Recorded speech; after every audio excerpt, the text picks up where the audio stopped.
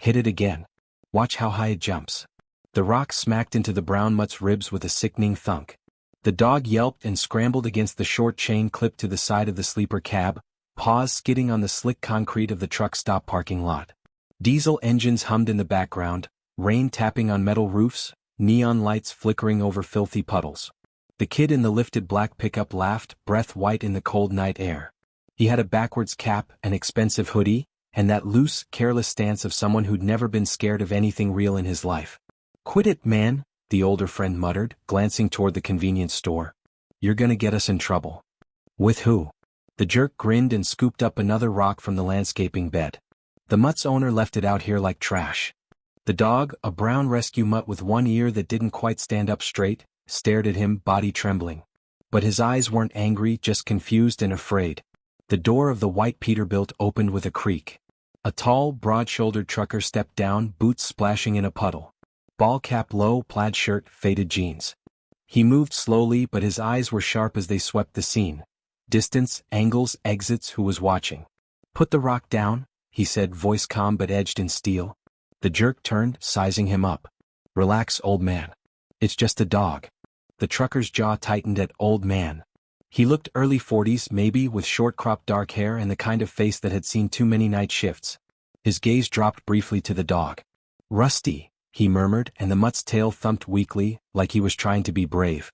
The kid shrugged, still holding the rock. "Should have bought a Real Guard dog. This thing's useless." From inside the truck stop, the elderly cashier, Mrs. Carter, peered through the glass, hands still on the register drawer. She'd watched the brown mutt for weeks, offering scraps of bacon whenever the white Peterbilt rolled in. The trucker, Luke, to the few people who knew his name, took one step closer. "Last time I'm asking," he said quietly. "Drop it." The jerk smirked at his friend. "You filming this? This old dude's about to lose his mind over a shelter reject." His buddy hesitated, then lifted his phone. Luke's eyes flicked to the phone, then to the rock. The rain. The truck stop cameras. The way the kid's pickup was parked sloppy across two spots, Texas plates on a northbound highway. His brain filed details away automatically, the way it had in hundreds of briefings. He wasn't supposed to get involved tonight. Not officially. He was supposed to just be the quiet trucker, clearing his head between SWAT rotations, hauling a load of frozen chicken from Arkansas to Ohio, pretending he was just another guy trying to make rent. But then the jerk cocked his arm back, aiming right for Rusty's head. Luke moved. He closed the distance in 3 strides and clamped a hand around the kid's wrist, stopping the throw mid-air. The rock slipped and dropped, landing in the puddle with a plunk. "Hey!" the kid yelped.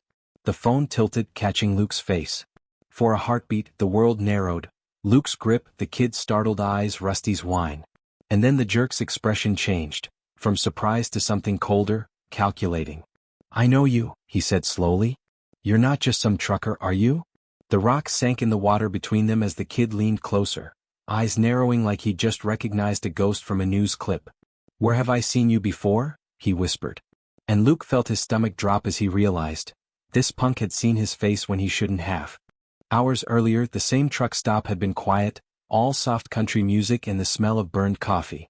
Luke sat at the counter, Rusty curled obediently under his stool, only the tip of his tail twitching whenever someone said his name. Mrs. Carter topped off Luke's mug. "You're in early tonight, honey? Long haul?" "Cincinnati run," Luke said. "Need to keep moving if I want to hit the docks before morning." "You and half the world," she sighed. Her hands, marked with age spots and dishwater cracks, wrapped around the pot like it was the only warm thing she owned. "Rent went up again. Boss says if sales don't pick up, we're all getting our hours cut." Rusty nudged her elbow with his nose. She laughed softly and slipped him a piece of bacon. "Least someone's happy to see me." Luke smiled, but it didn't quite reach his eyes. He'd seen this story too many times, working people squeezed from both ends. At the squad, they called this place Heartland Fuel Number 6. To him, it was just another stop where tired folks counted tips and checked their bank apps before buying groceries. The bell over the door jingled. The jerk strutted in, same lifted truck that would later idle outside like a black threat. He leaned on the counter like he owned the place. "Pack of smokes, lotto ticket, and another 30 on pump 4. And don't even think about that expired coupon thing. My dad owns half this county." Mrs. Carter forced a polite smile. "I'm sorry, we can't take this one anymore. It's..." "Did you not hear me?" he snapped, stepping closer. My dad can shut this dump down with one phone call. Luke's hand tightened around his mug. Rusty's ears flicked, feeling the tension. It's store policy, Mrs. Carter whispered. I could lose my job. The kid leaned over the counter, lowering his voice but not his venom. Maybe you should. Someone younger could use the hours. Luke's chair scraped back. Rusty's head shot up as Luke stood. His movements were slow, deliberate. He walked over, dropping a 5 on the counter. Her hearing's not great, Luke said mildly. I think she said she'd cover the difference. Mrs. Carter blinked, then nodded gratefully, playing along. The jerk looked Luke up and down, smirk tugging at his mouth. Quitter beard. Trucker hat. Let me guess, couldn't handle real work so you just drive around all day. Luke just smiled faintly. We all handle what we're given. The kid grabbed his stuff and breezed out. His friend, waiting near the chips, followed, shaking his head. Mrs. Carter let out a breath. He and his buddies have been coming in all week. Never seen boys so proud of being cruel. Luke glanced at the security cameras, the angle on the pump, the blind spot near the dumpsters. He knew trouble when he saw it. And this wasn't random. These rich kids didn't just wander into working-class truck stops night after night. Not with that look. Not with that chip on their shoulder. Rusty whined softly, watching the door. Yeah, Luke murmured, scratching behind his ear. I don't like them either, buddy. He didn't know then that by nightfall, those same boys would have Rusty chained to a truck and rocks in their hands. He also didn't know that one of their fathers was a name from an old SWAT briefing. A man whose file Luke had read, whose secrets Luke was never supposed to touch off duty. Out in the parking lot, the black pickup's taillights flared, splashing red across Rusty's reflection in the glass. And somewhere in his gut, Luke felt the faint, familiar prickle of a mission starting without permission. If you want to know how this story ends, imagine it as a full miniseries and stay tuned for the next chapters. This is only the beginning of Rusty's justice and the SWAT officer's past catching up to him. Back in the rain-soaked present, Luke didn't loosen his grip on the kid's wrist. You're hurting me, the jerk complained, though his eyes were bright, almost excited. Luke eased up just enough to avoid leaving marks. Walk away, he said. Take your friend, your truck, and go. The buddy shifted nervously, glancing at the cameras. Come on, Tyler. Let's just bounce. This ain't worth it. Tyler. The name clicked.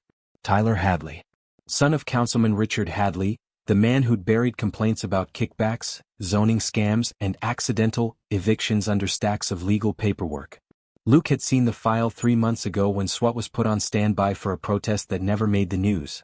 Tyler's smirk sharpened. You flinched when you heard my name, he said. Where do I know you from? Luke's pulse picked up. That was the problem with being on the news once. One hostage situation, one grainy photo of a SWAT team breaching a trailer, and suddenly your anonymity was gone. The phone in the friend's hand was still rolling. Tyler jerked his chin at it. Zoom in. Get his face. Dude. Do it. Rusty let out a low growl, the sound vibrating through his thin frame. He tugged against the chain, wanting to be closer to Luke, to put himself between his person and the threat. Rain matted his fur, and there was a dark bruise already forming where the rock had struck. Mrs. Carter pushed through the door, apron damp, eyes wide. Is there a problem out here? She called, voice trembling. Tyler twisted his wrist suddenly, breaking Luke's grip. You got a real temper for a trucker, he sneered. My dad's on the county safety board, you know. He'll love this video of a professional driver assaulting me. Luke stepped back, forcing his shoulders to relax, his hands open where everyone could see. He hated how natural the pose felt, non-threatening, controlled, like he was back in uniform trying to talk down some desperate guy with a shotgun and a baby monitor. Let it go, Luke said softly. You had your fun. Dog's not hurt too bad. I'm not pressing charges. You walk away, we forget this happened. Tyler laughed. You really think that mutt isn't hurt? Listen to it. He stooped, picked up a smaller stone and flicked it lightly at Rusty. It pinged off the chain. Rusty flinched anyway. Luke saw red. For a second, the rain, the neon, the smell of diesel all faded under the pounding in his ears. His fingers twitched toward the inside pocket of his jacket, where his badge and ID were tucked away, a weight he wasn't supposed to pull out off duty unless lives were on the line. Maybe this counts, he thought, looking at Rusty's shaking legs. Maybe this is exactly what counts. Tyler noticed the movement. What you got there, Luke? He taunted. Gun? Knife? You gonna shoot a minor over a stray? Mrs. Carter stepped between them, palms out. Boys, please. The cops will be here any second. I pressed the panic button. Silence fell for half a heartbeat. You what? Tyler's buddy croaked. Luke turned shocked. You did? She nodded, chin wobbling. He's been harassing customers all week. The sheriff told me to hit it if he came back starting trouble. Tyler cursed under his breath. You're dead, old lady, he hissed so low only Luke and Rusty heard. Rusty barked sharply, snapping all eyes to him. The sound seemed to shake Tyler into motion. He grabbed the chain, yanked hard, dragging Rusty toward the edge of the lot. What are you doing? Luke lunged, but Tyler's buddy stepped in his way, finally choosing a side. Evidence disposal. Tyler shouted over his shoulder, voice edged with hysterical mockery. Let's see how much anyone cares about some shelter dog when it's roadkill on the highway. Rusty dug his claws into the wet concrete, whimpering as the collar choked him. Rain lashed the scene. The approaching wail of sirens mixed with Rusty's panicked yelps. Luke hesitated for the span of a single breath. Cop or civilian, off duty or on mission, go through the kid or go around. Then he made his choice. He reached into his jacket, fingers closing around cold leather and metal, and pulled something out that would change everything about this night. Tyler, he shouted. The kid glanced back and froze when he saw what Luke was holding up in the flashing neon glow. A black wallet, open to a badge that didn't belong to any trucker. Drop the dog, Luke said, voice impossible to argue with. This is SWAT. The words sliced through the rain like a siren. Tyler stopped moving, hands still locked around Rusty's chain. His buddy's phone wobbled as he zoomed in, capturing the gleam of the badge, the hard line of Luke's jaw, the dog choking in the middle. You're not supposed to be here, Tyler stammered. The bravado slipped for the first time, revealing the scared, entitled kid underneath. SWAT doesn't hang out at truck stops. Luke walked toward him, steps measured, badge still up. He kept his other hand visible, away from the concealed holster at the small of his back. You're right, he said. We're usually kicking down doors on guys who think they're above the law. Tyler's throat bobbed. I'm off duty, Luke continued. I'm hauling freight, minding my business, trying to forget people like you exist. But then you start assaulting a dog. You threaten an old woman.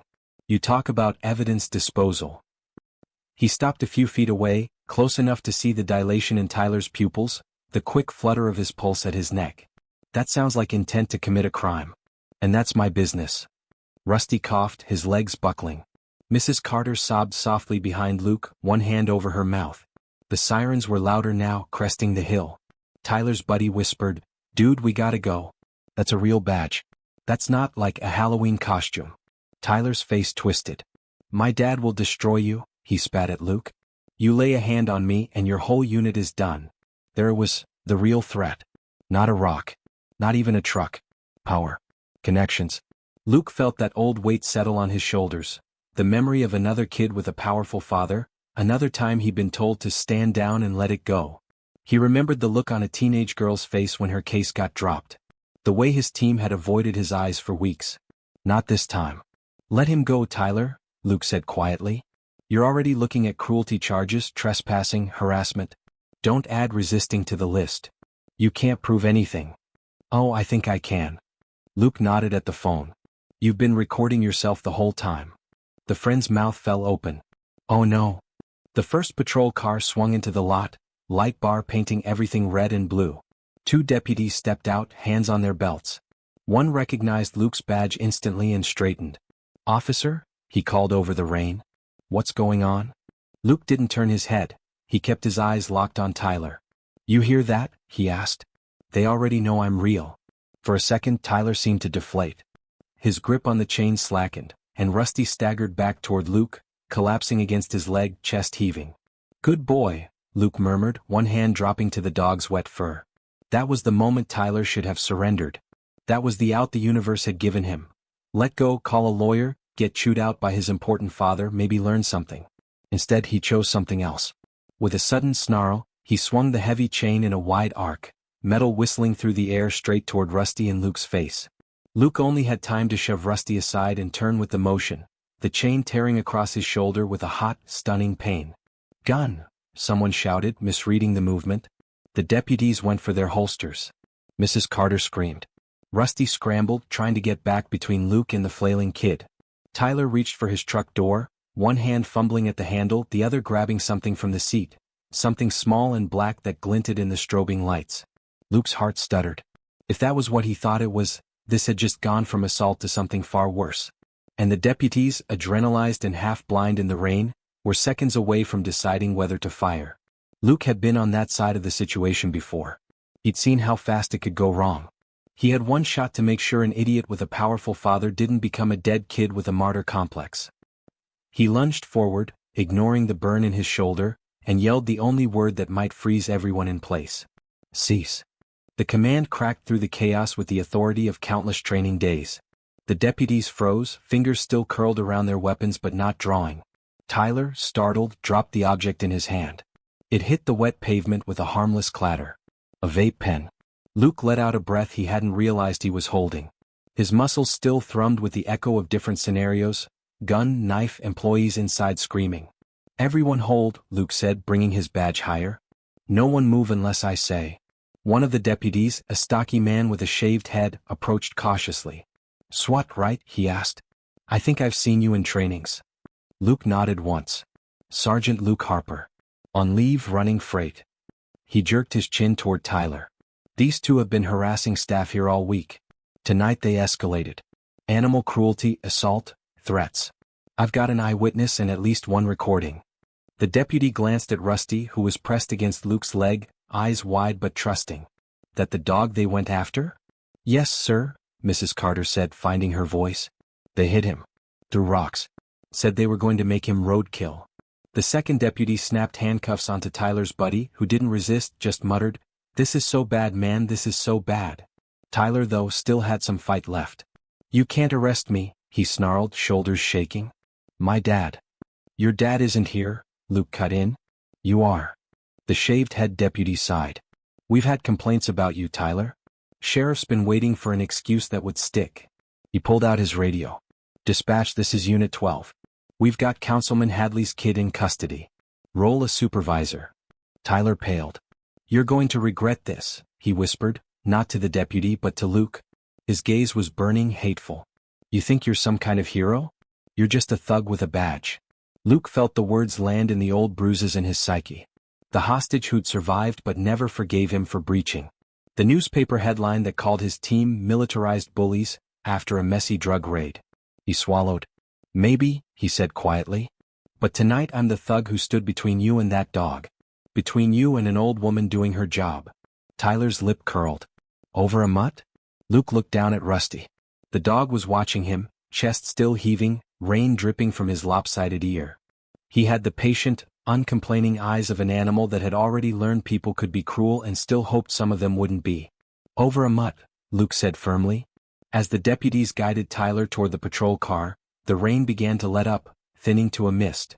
Mrs. Carter wrapped her arms around herself, shivering. I'm sorry I dragged you into this, she told Luke.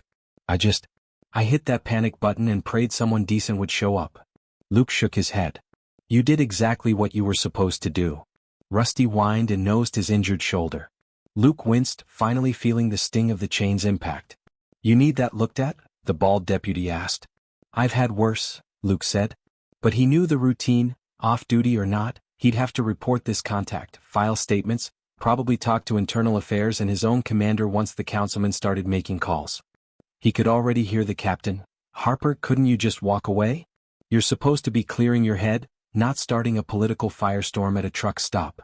Yet as he watched Tyler being loaded into the cruiser, and Rusty leaned fully into his leg like he trusted him with his whole fragile world, Luke felt something else under the dread. He felt right. The patrol car door slammed.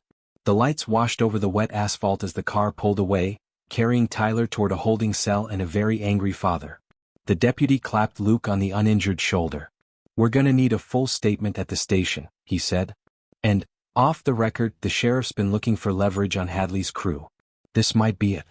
Luke's phone buzzed in his pocket. He didn't have to look to know who it might be. SWAT command, already hearing whispers that their sergeant had just put himself in the middle of a political mess.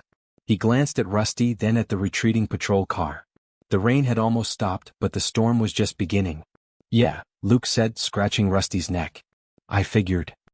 He scooped the dog up gently, feeling the bruises under his fur, and turned toward the truck stop's bright doorway, where Mrs. Carter waited with a towel and a worried look.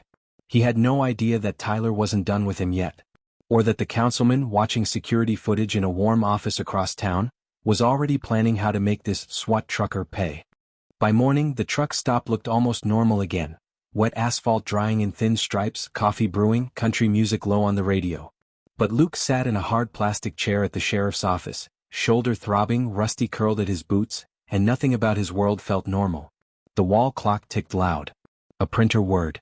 The bald deputy, name tag Harris, typed up the incident report, glancing at Luke every few lines. "You sure you want all this in there?" Harris asked quietly. "The part about evidence disposal, the threats to the cashier. Councilman Hadley is gonna lose his mind." Luke stared at the bruise blooming under Rusty's fur. "Truth's the truth," he said. "Doesn't change because someone has a nicer truck." Harris huffed a humorless laugh. "You sound like the sheriff." He hit enter. "All right. Statements in." The door to the squad room banged open. Councilman Richard Hadley didn't look like a criminal. He looked like a magazine ad for successful local leader. Perfect hair, tailored coat, eyes that only ever seemed to look down. Two men in suits flanked him like bookends. "Where is he?" Hadley demanded. "Where is the man who assaulted my son?" Harris flicked a glance at Luke, then turned to the councilman. "Sir, we're still gathering?" Hadley's gaze locked on Luke's badge, then dropped to Rusty. His mouth curled. "Of course. The trucker with a dog. Real professional image for SWAT, Sergeant Harper." Luke felt his spine stiffen. "Councilman. You laid hands on my boy," Hadley said, stepping closer, ignoring Harris's attempt to intercede. "You humiliated him in public, you sick deputies on him over a stray, and now you expect to hide behind that badge?" Rusty gave a low, warning rumble. Luke nudged him gently with his boot. "Your son was throwing rocks at a defenseless dog," Luke replied, keeping his voice even. "He threatened to kill it. He threatened a cashier. We have it on video." Hadley smiled thinly. "Do you?" He held up a phone.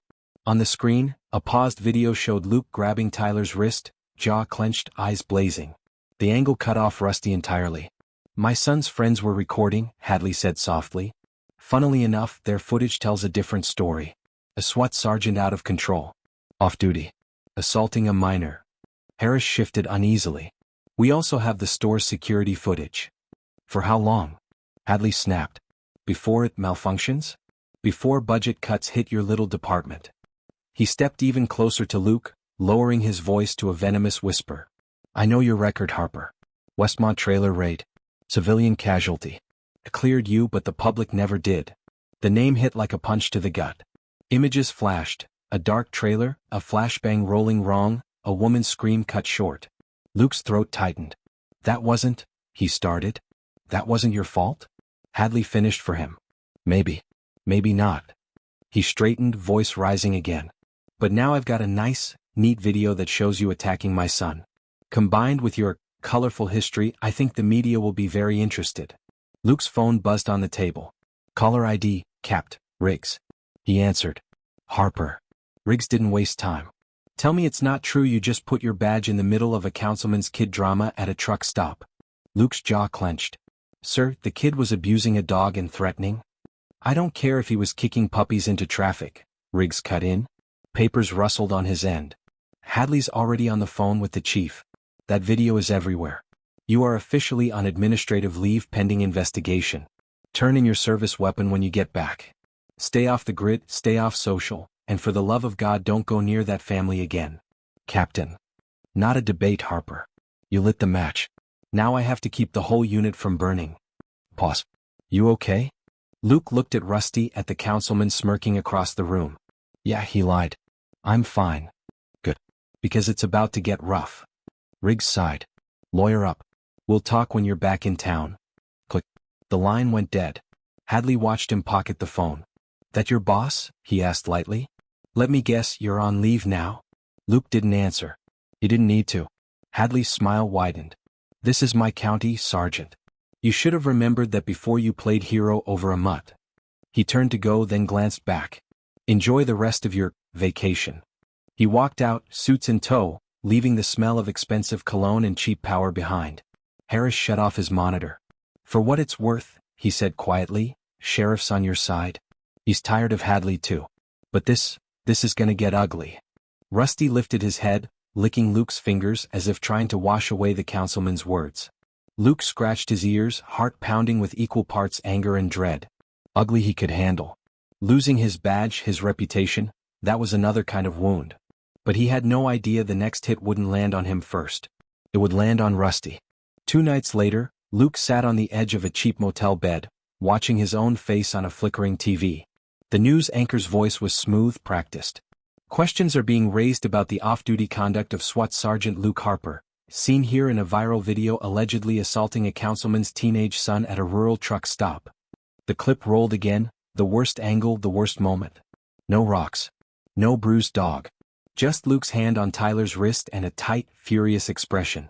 The cheer-in read, "Out of control? SWAT Sergeant under fire."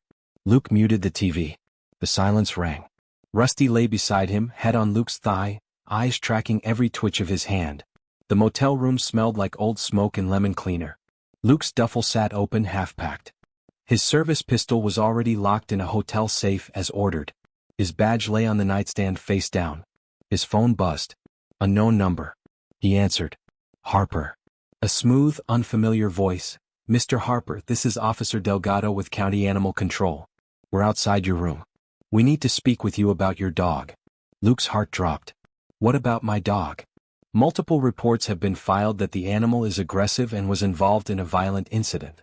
We have a court order to take him into protective custody while we investigate. Luke stood so fast Rusty tumbled, then scrambled to his feet, sensing the tension.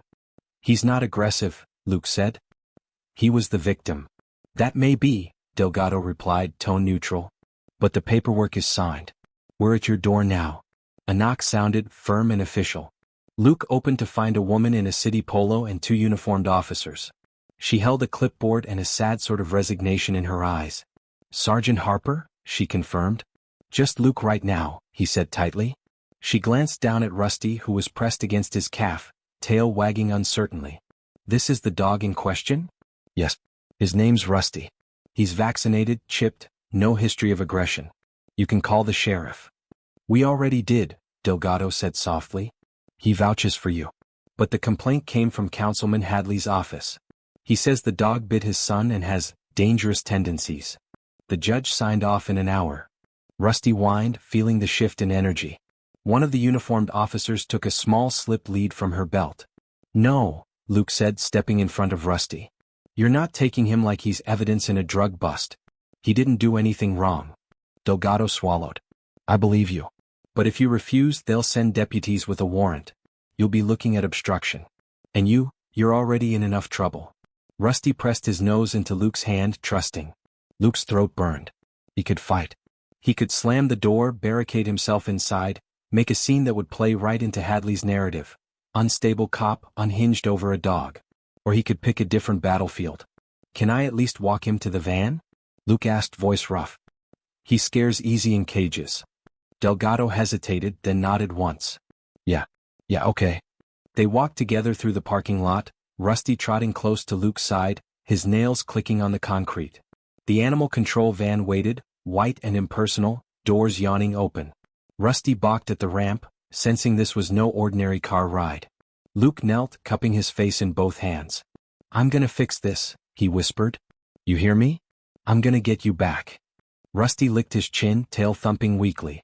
Luke guided him up, heart twisting as the kennel door clanged shut behind him. Rusty turned, pressed his nose to the grate, eyes wide and confused. Delgado closed the van, avoiding Luke's gaze.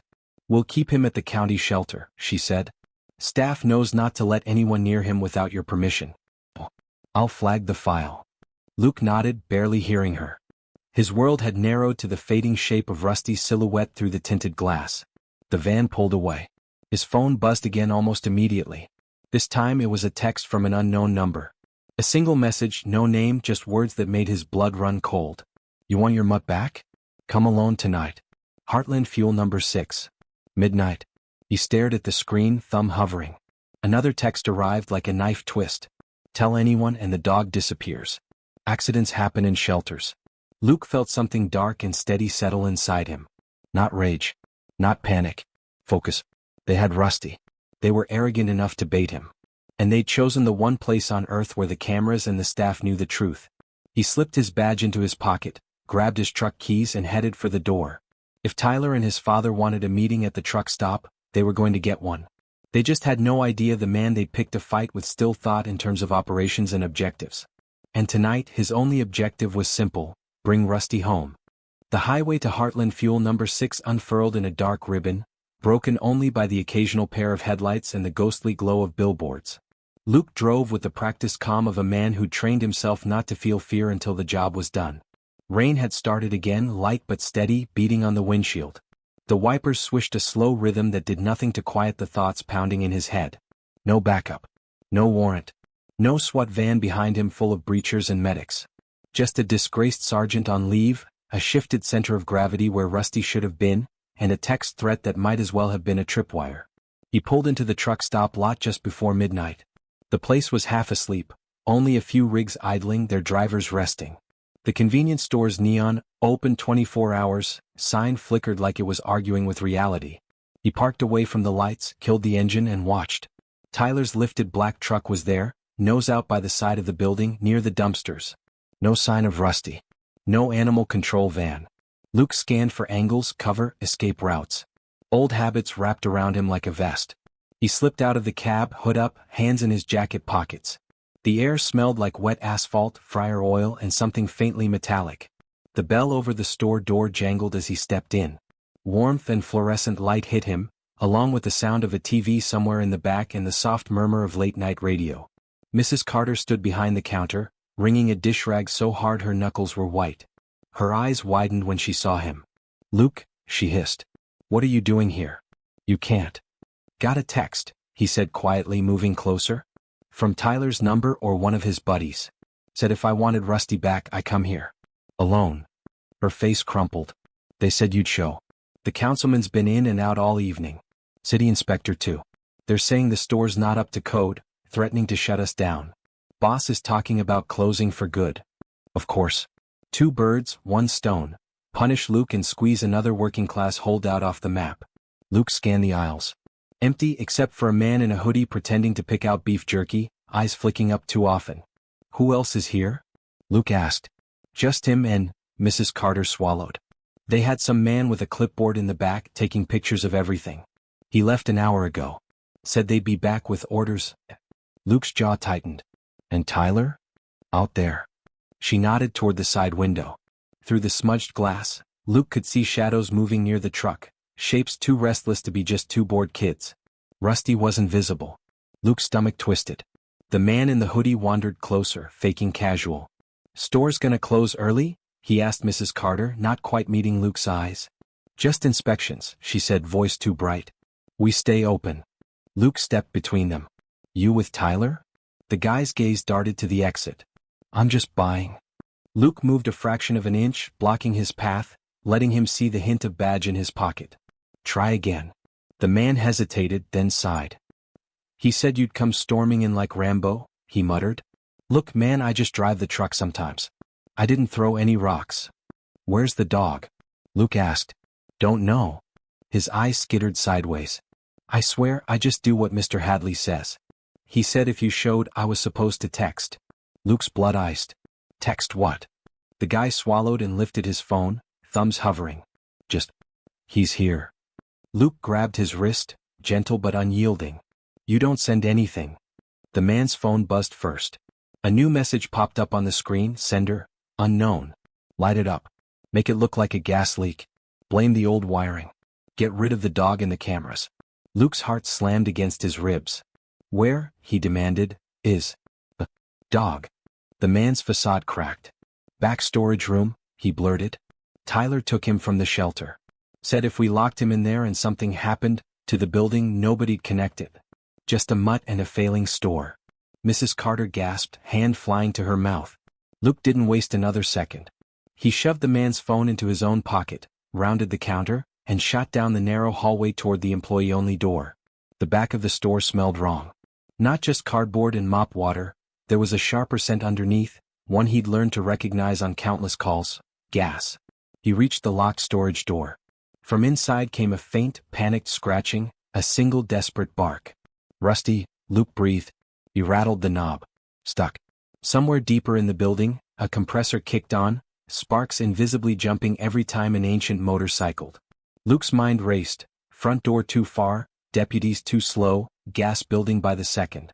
He had no breaching gear. Just his shoulder, his weight, and a promise he'd made to a dog with trusting eyes.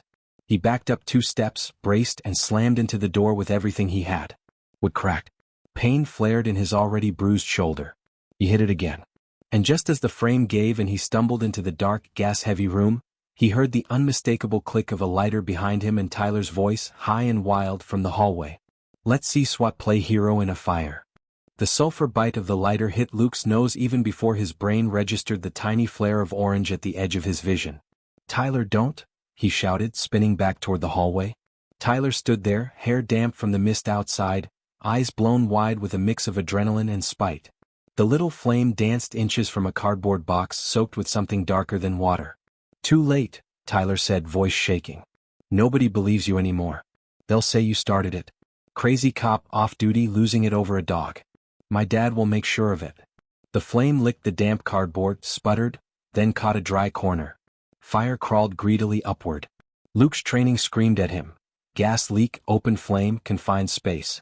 This was how people ended up as headlines and statistics. Rusty whined behind him, chain clinking as he strained toward Luke's silhouette in the half-dark. "Get out." Luke barked at Tyler, lunging for the box. He kicked it hard, sending it skidding away from the gas lines, crashing into a metal shelf. Flaming cardboard scattered, small tongues of fire licking at packing materials. Tyler stumbled back, lighter flying from his fingers. Panic flickered over his face as the reality of what he'd started crashed through his bravado. "Alarm!" Luke snapped at Mrs. Carter, who'd appeared at the end of the hall, frozen in horror. "Hit the fire alarm and get everyone out. Now." She jolted into motion, slapping the red pull station on the wall. The siren shrieked to life, a piercing wail that cut through the building and out into the lot. Emergency lights strobed, turning everything a disorienting red. Luke yanked his shirt up over his mouth and ducked back into the storage room. Rusty's eyes glowed faintly in the dark, reflecting the stutter of alarm lights. He was tied to a support post, chain wound cruelly tight. "Hey buddy," Luke coughed, dropping to his knees. His fingers fumbled with the knot, slick with some oily residue. "Told you I'd come." Rusty wriggled, licking his hands frantically, half choking himself in his desperation to get closer. Smoke curled along the ceiling, thickening by the second. The knot gave. Rusty bolted straight into Luke's chest, nearly knocking him over. Luke wrapped one arm around him and used the other to feel his way back toward the hall. Behind them, something popped with a harsh crack, the sound of a light fixture blowing or a piece of equipment overheating. Flame reflected off metal shelves, hungry and bright. Luke burst into the hallway, lungs screaming. Mrs. Carter stood at the open front door, waving frantically at the last confused customer to get out, coughing herself. "Go!" Luke shouted at her. "Out." She hesitated, eyes flitting to Rusty. "Is he?" "Go," he repeated, more forceful. She stumbled outside. Tyler pressed himself against the far wall, staring at the smoke, the flashing alarm lights, the dog. "This wasn't supposed to," he stammered. "It was just supposed to scare you. My dad said the inspectors would." Sirens wailed in the distance, growing louder. "Congratulations," Luke rasped. "You just turned an inspection into arson. You stay right there. You move and I swear." He didn't finish. A boom shuddered through the building as something in the back finally gave, maybe a gas-fed heater, maybe a compressor. The floor lurched. Rusty yelped, digging his nails into Luke's arm. Smoke billowed thicker, pushing them toward the exit. Outside, red and blue lights streaked across the wet lot as fire trucks and squad cars arrived. A deputy Luke recognized, Harris, leaped from his cruiser, eyes wide as he took in the scene. "Harper," he shouted over the noise. "You in there?" "Here." Luke yelled back, staggering out with Rusty in his arms. The cool night air hit like a blessing. Rusty coughed, then buried his head in Luke's shoulder, trembling. Firefighters rushed past, dragging hoses, axes flashing. One grabbed Luke's elbow. "You need med." "I'm fine," Luke lied automatically. "Get inside." "Started it." Harris barreled up. "Tyler?" he demanded. Luke nodded, handing Rusty carefully to Mrs. Carter, who had tears streaking her smoke-streaked cheeks. "Hold him," he said. "Don't let anyone take him again." She clutched the dog like he was made of gold. Tyler stumbled out a moment later, led by a firefighter, coughing and wild-eyed. The moment he saw Luke, some of the fear twisted back into hatred. "You did this?" he shouted hoarsely. "He did it." He jabbed a finger at Luke. He locked me in the back and set it on fire. Ask my friend, asked the inspector. Harris's gaze swung to Luke. Doubt flickered there, just a shadow but enough to sting. Before Luke could answer, tires crunched on gravel. A dark sedan pulled up, too shiny for this lot. Councilman Hadley stepped out, clothes immaculate despite the hour, a man in a suit carrying a briefcase at his side. "Oh my God," Hadley exclaimed, taking in the smoke, the chaos, his son's soot-streaked face. "What happened?" Tyler didn't miss a beat. "He went crazy," he gasped, pointing at Luke. "He was screaming about the dog, he grabbed me, he started the fire. I barely got out. Dad, he tried to." Hadley's gaze went cold as it landed on Luke holding his badge in one hand, smoke-stained and exhausted. "Arson now, Sergeant?" he asked softly. "What a headline that will make." The man with the briefcase stepped forward, snapping it open to reveal a stack of papers and a digital recorder. "We'll be filing immediate charges," he said smoothly. "And a restraining order. This man is a danger to my client and this community." Rusty barked sharply, straining in Mrs. Carter's arms, ears pinned back as if he could feel the lies in the air. Luke reached into his pocket, fingers brushing the phone he'd taken from Tyler's friend, the one that held the message from unknown. He met Hadley's gaze, something stealing in his spine. "Yeah," Luke said quietly. "About that danger." He pulled the phone out, thumb hovering over the screen. Because on that device wasn't just the text ordering "light it up." There was also a voice memo inadvertently recorded when the driver thought he was just pocket dialing, Councilman Hadley's voice, clear as a bell, laying out the whole dirty plan. And if Luke played it now, there'd be no stuffing that genie back into any briefcase. Harris stepped closer, eyes flicking from Luke to the phone to Hadley. "Sergeant," he said slowly, "what exactly do you have there?" All around them, firefighters, deputies, truckers, and Mrs. Carter watched, waiting. And Hadley, for the first time, looked genuinely afraid. "Just another conspiracy theory," Hadley said, but his voice had lost its polish. "Desperate man, desperate lies. Don't embarrass yourself, Sergeant." Luke didn't look at him. He kept his eyes on Harris as he unlocked the phone and opened the voice memo. "One recording," Luke said. "Time-stamp about 2 hours before the fire. From this man's driver." He hit play and held the phone up, speaker volume all the way. Static crackled, then a car door thump. Tyler's friend's nervous laugh. And then, unmistakable, Hadley's voice filled the wet night air, sounding bored and irritated. "He's just a SWAT thug who forgot his place," the recording said. "Spook some truck stop hag in a mutt. Make the whole thing go away. Get the dog, get some inspector to find code violations. Shut that dump down. If something happens, a fire, an electrical issue, well, that's on them for not maintaining their equipment." Luke paused it. The lot was silent except for the hiss of water on hot metal and the distant crackle of the contained fire. Harris's jaw worked. "Play the rest," he said. Luke did. The recording continued. The driver's hesitant protest, Tyler's cocky voice in the background, and Hadley's final, damning words. "Just don't get caught," the councilman's recorded voice said. "If anyone points fingers, we've already got that video of Harper looking unhinged. The story writes itself." Luke stopped the playback. Every eye swung to Hadley. Color had drained from the councilman's face, leaving his features oddly flat. For a heartbeat, Luke saw a flicker of calculation, angles being rerun, alternate stories forming. Then Harris stepped forward, hand moving to his cuffs. "Councilman Richard Hadley," he said, voice carrying across the lot, "you're under arrest for conspiracy to commit arson, witness intimidation, and obstruction of justice." The briefcase lawyer sputtered. "This is outrageous. That recording is illegal, inadmissible." "Maybe in court," Harris said. "But it's more than enough for probable cause tonight. You can argue admissibility to the judge in the morning." He nodded toward Luke. "You willing to swear to how you obtained that phone, Sergeant?" Luke nodded. "Yes, sir. And I'll happily testify about everything that led to this." Hadley tried to pull his arm back. "You lay a hand on me and your career is over." Harris snapped the cuffs on with something like relief. "Funny thing," he said, almost conversational. "You've been threatening my career for years. Kind of freeing to hear you say it one more time on tape." Tyler lunged toward them. "You can't do this," he cried. "He's my dad." A second deputy intercepted him. "You're coming too, kid. We'll let the DA figure out charges. Starting fires in occupied buildings isn't exactly boys will be boys." Tyler twisted, eyes locking on Luke. "This is your fault," he screamed. "You and that stupid mutt." Rusty barked, low and sharp, but didn't struggle in Mrs. Carter's arms. He just watched, ears pricked like he knew justice when he saw it. Firefighters began winding down hoses, confirming the blaze was contained to the back room. The store had smoke damage, sure, but it still stood. The gas lines would need work, the shelves restocking. But it wasn't gone. A paramedic appeared at Luke's elbow with an oxygen mask. "You're gonna sit down and breathe for me," she ordered. Hero or not. Luke sank onto the back bumper of an ambulance, Rusty immediately climbing into his lap, ignoring the paramedic's half-hearted protest about patients only. Mrs. Carter perched beside him. Her hands shook as she tucked a blanket around his shoulders. "They were really going to burn us down," she whispered. "All because we wouldn't bow." Luke stroked Rusty's fur, feeling the dog's heartbeat slowly settle against his ribs. "Because you stood up," he corrected softly. "That makes people like him nervous." A new set of headlights swept across the lot. A black SUV pulled in, this one with government plates. A woman in a blazer stepped out, flashing a badge, state seal gleaming. "Agent Morales, State Attorney's Office," she said, approaching Harris and the handcuffed councilman.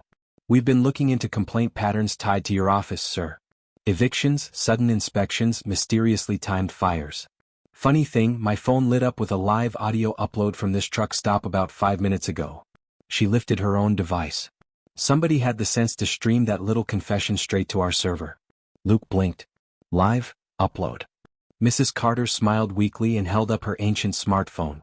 "I might not know much about politics," she said, "but I got grandkids. When you started playing that recording, I hit go live. Figured if he was going down, we'd make it real hard for anyone to bury it." Luke let out a breath that felt like it had been stuck in his chest for days. "Smart," he said. "Very smart." Morales turned to him. "Sergeant Harper," she said, "we'll want your full statement. And for what it's worth, that clip of you grabbing the councilman's son? The wider angle from the store cameras shows the rocks, the dog, the threats. Media's going to look a little different tomorrow." Luke thought of his captain, of the word leave, of the weight of the badge on his nightstand. "Am I still under investigation?" he asked. Morales shrugged. "Internal affairs isn't my department. But where I'm standing, looks like you were the only one here tonight acting like a cop's supposed to." Harris clapped him lightly on the back. "I'll make sure the sheriff sees it that way too," he said. "We owe you, Harper. And that dog." As dawn's first gray light crept along the horizon, the chaos slowly thinned. Hadley and Tyler were loaded into separate vehicles, their shouts muffled by closed doors. Firefighters packed up. Truckers drifted back to their cabs, murmuring to each other, some giving Luke small nods or thumps of respect on the shoulder as they passed. Mrs. Carter stood in the doorway of her smoke-smudged store, looking at the "open 24 hours" sign still glowing stubbornly. "Think we'll stay open after all," she said, voice wobbling. "Might even get some repairs out of the settlement." Luke smiled, tired but genuine. "You deserve it." Rusty licked his chin again, then wriggled down to stand in front of him, tail wagging as if to say, "We did good, right?" "You're coming with me," Luke told him. "No more shelters. No one's taking you ever again." Agent Morales overheard and nodded. "I'll make sure Animal Control has the paperwork to release him fully into your care," she said. "Consider him a very good witness." Later, when the statements were signed and the medic finally cleared him, Luke climbed back into his truck. Rusty jumped up beside him, circling once before settling with his head on Luke's thigh, exactly where he'd been on that motel bed. Luke rested his hand on Rusty's back and looked out at the truck stop, at the old woman still fighting to keep her job, the deputies who chose right over easy, the state agent who'd been quietly watching men like Hadley for a long time. His phone buzzed. A text from Captain Riggs. "Saw the live feed. We'll talk. But for now, good work, Harper." Luke snorted softly. "Guess we're not done yet, buddy," he murmured. Rusty's tail thumped. He started the engine. The road ahead was still long, hearings, headlines, maybe more nights staring at motel ceilings. But for the first time in a while, the weight of his badge felt exactly right. He'd stopped a bully with power from crushing people who had almost none. He'd kept a dog alive that the world had already thrown away once. Sometimes justice wasn't clean. Sometimes it smelled like smoke and sounded like a bark in the dark. Luke put the truck in gear. "And you?" he asked the silent dawn, the empty lot, and whoever might hear a story like this later. "What would you do if you saw someone treating a person, or a dog, like they were disposable right in front of you?"